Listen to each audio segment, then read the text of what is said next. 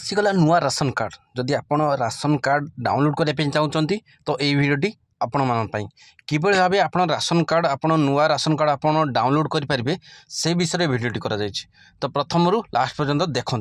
ठीक अच्छे देखु प्रथमे आपण को ओडिशार राज्य सरकार खाद्य आपूर्ति और उपभोक्ता सुरक्षा विभाग सरकारी ओडिया साइट को जातु जोटा कि वेबसाइट मुझे डिस्क्रिप्शन दे दूँ। ठीक अच्छे जोटा कि fast visit office website the food supply and customer welfare department जोटा कि गवर्नमेंट ऑफ ओडिशा तार लिंक मुझे डिस्क्रिप्शन दे दीची सेटा को क्लिक करंतु।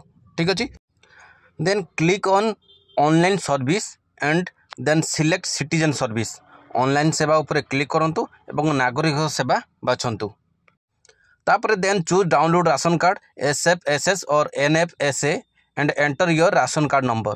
रेशन कार्ड डाउनलोड SFSS किंबा NFSA विकल्प बाछी आपन राशन कार्ड नंबर प्रवेश करंतु। ठीक अच्छे then click get details and enter the OTP send your register mobile number. विवरणी प्राप्त करंतु एवं बटन उपर क्लिक करंतु आपन पंजीकृत मोबाइल नंबर को पठाइदा OTP आपन एंटर करंतु।